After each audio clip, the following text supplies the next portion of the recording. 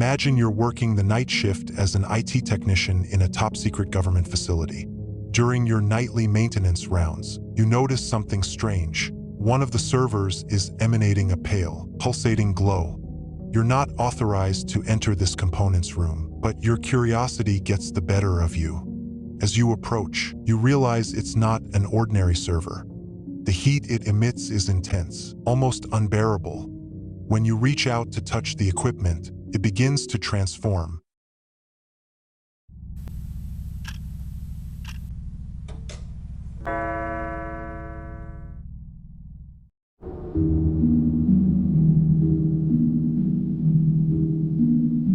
At first glance, SCP-003-1 looks like a standard computer motherboard, the essential component you'd find inside any computer. But that's where any resemblance to our known technology ends. Instead of silicon and metal, this motherboard is composed of materials straight out of a biomechanical nightmare, chitin, the same substance that forms the exoskeleton of insects, interwoven with strands of hair and nails from a biology completely unknown to modern science.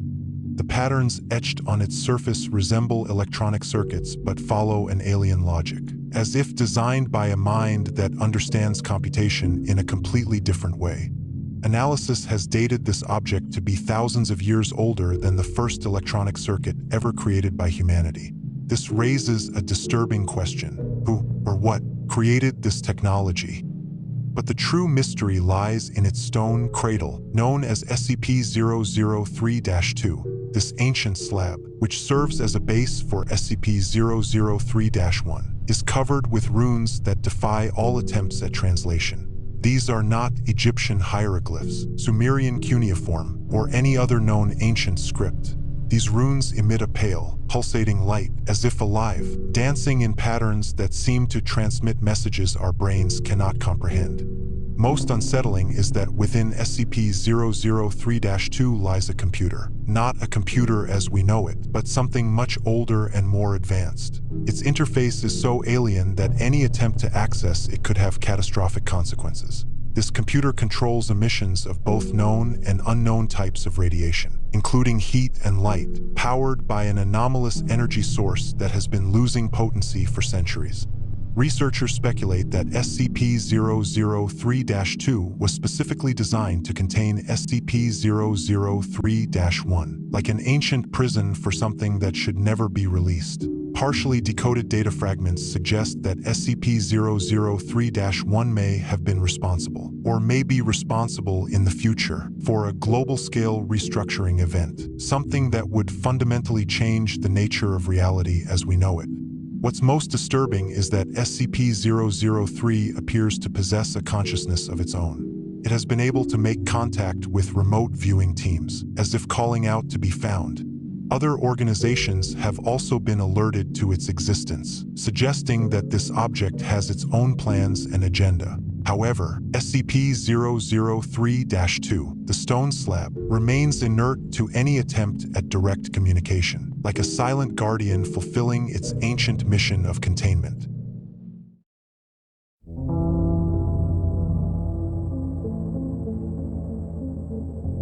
To keep this ancient and mysterious artifact under control, the Foundation has implemented a strict set of protocols. SCP-003 must be maintained in a tightly controlled environment where the temperature can never drop below 35 degrees Celsius. In fact, it should ideally remain above 100 degrees Celsius.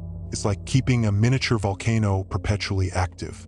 Personnel assigned to interact with the object undergo a meticulous sterilization process. No complex multicellular organism may come into contact with SCP-003. Not even a microscopic mite is tolerated. In the event of a total power failure, emergency protocols require staff to maintain direct physical contact with SCP-003-1, using their own body heat to prevent it from reaching its critical activation temperature. Even more intriguing is the need for constant monitoring of the runes on SCP-003-2. Any change in their pattern, frequency, or color must be reported within no more than 3 hours. If the runes stop entirely, an immediate notification is mandatory.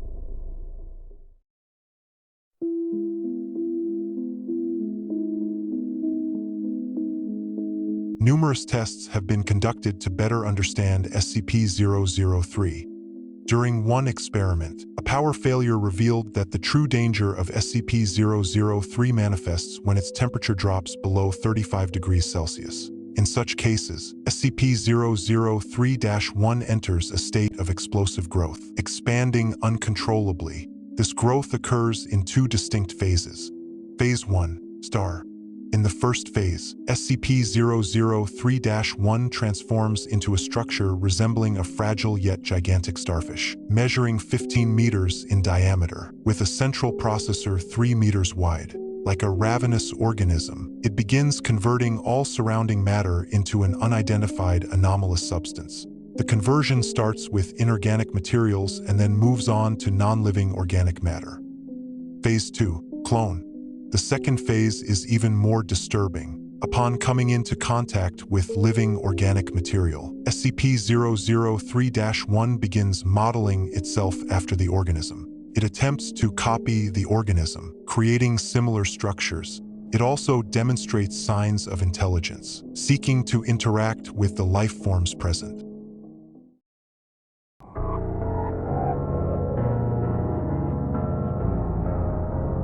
The experiments conducted with SCP-003 have revealed a series of events that would make any researcher question the nature of reality. The M03 Gloria team, assigned to study this anomalous object, documented experiences that verge on the realm of nightmares. During the first experiment, SCP-003-1 began pulsating with a bluish light, and within seconds, doubled its original size. The air in the laboratory grew dense, charged with a static energy that made the hairs on everyone's body stand on end. Even when the temperature was raised to 100 degrees Celsius, hot enough to melt plastic, the growth continued relentlessly for 9 minutes and 6 seconds. It was only when SCP-003-2 emitted a pulse of unknown radiation that the growth ceased. The excess material dissolved into a fine, dark powder, which was later described by one researcher as warm to the touch and faintly pulsating, as if still alive.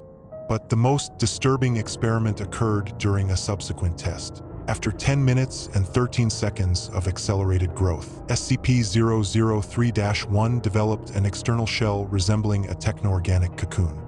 Researchers watched in horror as the object appeared to scan its surroundings, partially converting nearby matter into an unknown substance that emitted a low, constant hum. The true horror began when SCP-003-1 breached its containment. 9 members of the M03 Gloria team were present in the observation gallery when the object reached them. Witnesses described how tentacle-like appendages, made of a material that seemed simultaneously organic and technological, wrapped around the researchers. For 15 terrifying minutes, no one dared to move. Then, SCP-003-1 reorganized its central mass, transforming into a humanoid figure 3 meters tall. Undulating tentacles emerged from its hair and spine, resembling mechanical serpents. The creature then began producing sounds in what appeared to be an attempt at communication. Records of what was said were later expunged from the files.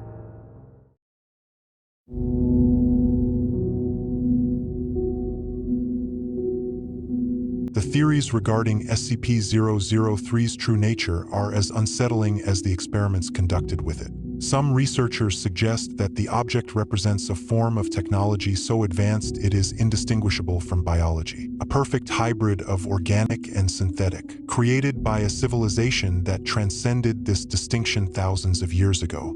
Others theorize that SCP-003 is not a relic of the past but an artifact from the future, a piece of technology sent back in time for unknown reasons. This theory is supported by partially recovered data from SCP-003-2, which references an LK-class restructuring event, classification reserved for scenarios involving fundamental changes to the very fabric of reality.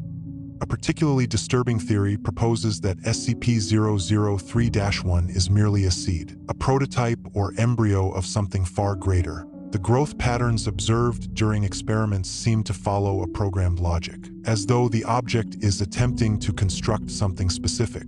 The fact that it tries to communicate only with organisms that match its initial model raises troubling questions about its true intentions. SCP-003's connection to other anomalous objects also fuels grim speculation. Elements of its biology show similarities to other SCPs, suggesting a possible common origin, or more disturbingly, a larger plan in motion. Some researchers theorize that SCP-003 may be part of an ancient network of similar objects, scattered across the world, waiting for the right moment to activate. SCP-003 remains one of the Foundation's most intriguing mysteries. Its true origin and purpose are still unknown, as is its connection to modern technology. What we do know is that it represents an ancient technology far beyond our current understanding, a relic from a past or future that perhaps is best left contained.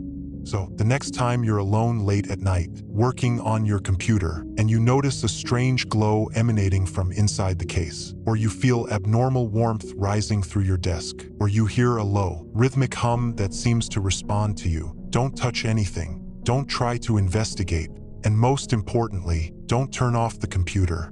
Because maybe, just maybe, that heated motherboard inside your computer isn't exactly what you think it is.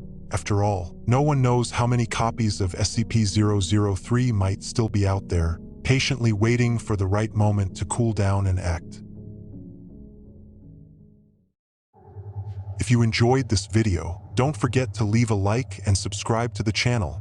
SCP O'CLOCK is your dose of SCP Universe mysteries with new content every week. So let's unlock the secrets of the SCP Foundation together.